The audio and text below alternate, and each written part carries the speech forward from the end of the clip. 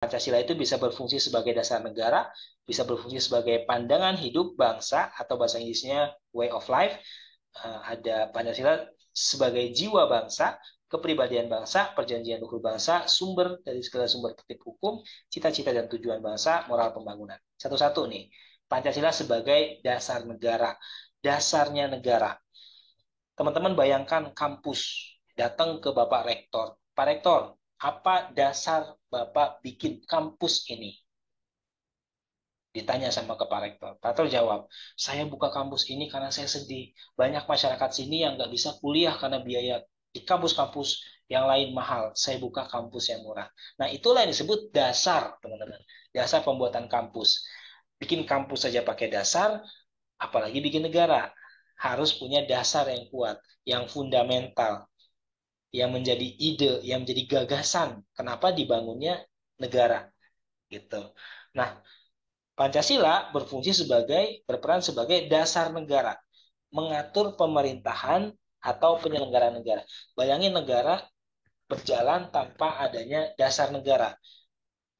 Maka pemerintah dalam bikin keputusan nggak akan manusiawi, nggak akan memperhatikan persatuan, nggak akan bermusyawarah, nggak akan mempedulikan keadilan sosial.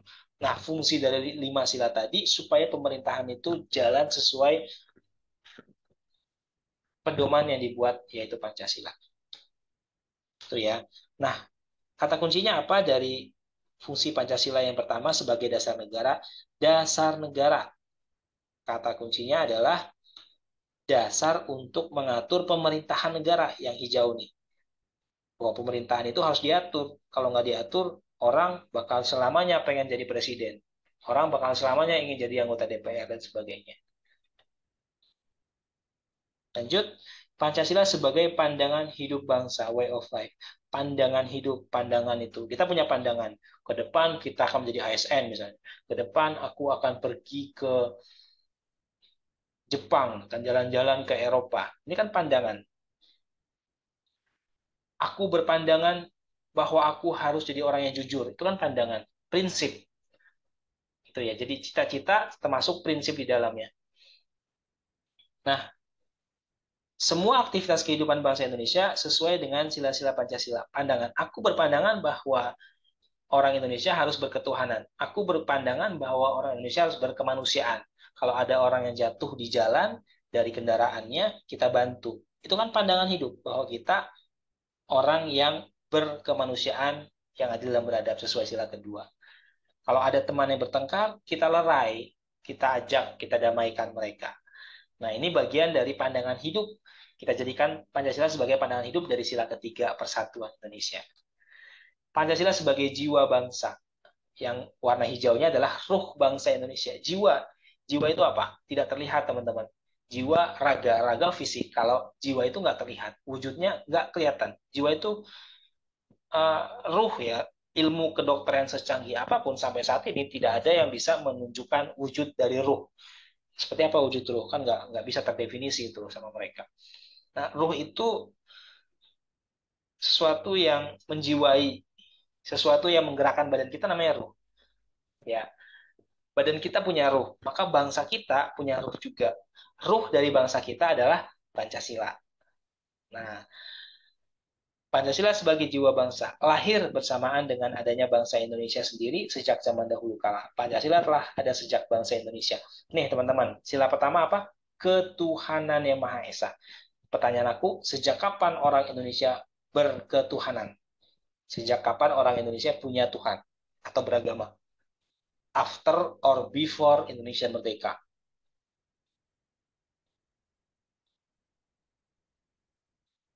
Before kan, sebelum Indonesia merdeka pun, sebelum adanya 5 sila yang disahkan di sidang BPUPKI tanggal 18 Agustus, orang Indonesia sudah berketuhanan. Apa buktinya?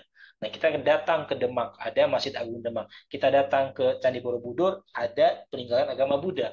Kita datang ke Prambanan, ada peninggalan agama Hindu. Artinya orang Indonesia sudah beragama sejak Indonesia belum ada, sejak nama Indonesia belum resmi. Jadi duluan ketuhanannya sesungguhnya. Nah, maka dari itu sila pertamanya adalah ketuhanan yang Maha Esa. Orang Indonesia suka menolong sejak dulu. Maka jadilah dari situ sila kedua, kemanusiaan yang adil beradab. Orang Indonesia hidupnya rukun, tentram, damai, bersatu. Dari situlah lahir sila ketiga. Orang Indonesia suka bermusyawarah. Dari situlah lahir sila keempat dan selanjutnya. Jadi jiwa bangsa Indonesia adalah ya Pancasila itu sendiri. Ruhnya bangsa Indonesia adalah Pancasila itu sendiri. Jadi Pancasila bukan ideologi yang tiba-tiba ada, dibikin oleh BPUPKI, terus nongol lima sila, enggak. Munculnya Pancasila itu karena melihat latar belakang Indonesia yang orangnya berketuhanan, berkemanusiaan, suka persatuan, bermusyawarah, dan berkeadilan sosial. Yang gotong royongnya, nggak boros, ya kan, dan lain-lain. Gitu, teman-teman. Jadi kalau kata kuncinya ruh bangsa Indonesia, maka fungsi Pancasilanya adalah sebagai jiwa bangsa.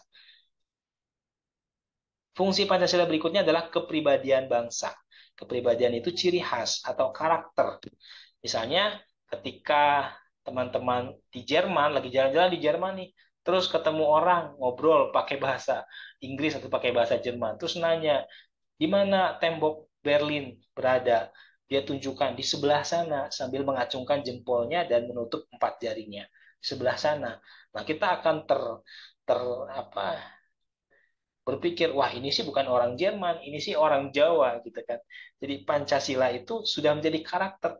Oh, kepribadian orang Jawa, misalnya orang di Pulau Jawa, kalau menunjukkan arah pakai ibu jarinya, ditunjuk di sebelah sana gitu. Nah, ini kan jadi ciri khas kepribadian. Ciri khas orang Indonesia yang suka menolong misalnya. Ketika pandemi kemarin ada sayur gratis, ada sembako gratis yang diberikan oleh masyarakat yang punya kelebihan uang gitu ya. Nah, ini kan ciri khas bangsa Indonesia. Orangnya ramah, orangnya rukun, orangnya bersatu. Ini ciri khas kepribadian bangsa.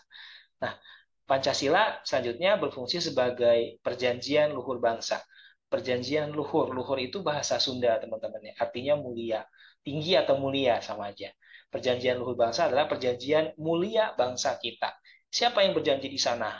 18 Agustus atau setelah satu hari Indonesia merdeka.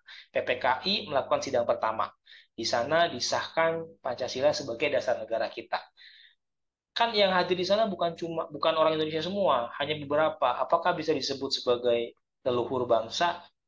Nah, karena nggak mungkin semuanya bisa hadir di sidang PPKI, maka perwakilan yang hadir di sidang PPKI dianggap mewakili. Maka dari itu disebut sebagai perjanjian luhur bangsa, perjanjian mulia leluhur kita, bangsa Indonesia. Bahwa Pancasila dijadikan kesepakatan saat itu. Ketuhanan, kemanusiaan, persatuan itu kesepakatan bersama. Nah, kalau kalimatnya seperti itu, narasinya begitu, maka Pancasila sebagai perjanjian luhur bangsa. Berikutnya, Pancasila sebagai sumber dari segala sumber tertib hukum. Tadi udah ya. Ketujuh, Pancasila sebagai cita-cita dan tujuan bangsa. Nah, kalau kita tanya, cita-cita bangsa kita apa sih? Masa sih kita nggak punya cita-cita bangsa Indonesia ini, negara Indonesia ini? Nah, untuk melihat cita-cita kita, bisa lihat di pembukaan UUD alinea kedua. Bunyinya, dan perjuangan pergerakan kemerdekaan itu telah sampailah kepada saat yang berbahagia dengan selamat sentosa mengantarkan rakyat Indonesia ke depan pintu gerbang kemerdekaan negara Indonesia yang merdeka. Nah, jadi cita-cita kita menjadi negara yang merdeka, yang bersatu, berdaulat, adil, dan makmur. Kemudian, apa sih tujuan negara kita, tujuan bangsa kita? Tujuan kita ada di alinea keempat pembukaan Undang-Undang Dasar. Bunyinya, kemudian daripada itu, untuk membentuk suatu pemerintah negara Indonesia yang melindungi segenap bangsa Indonesia dan seluruh tumpah darah Indonesia, dan untuk memajukan kesejahteraan umum, mencerdaskan kehidupan bangsa, dan ikut melaksanakan ketertiban dunia yang berdasarkan kemerdekaan, perdamaian abadi, dan keadilan sosial. Itu tujuan kita.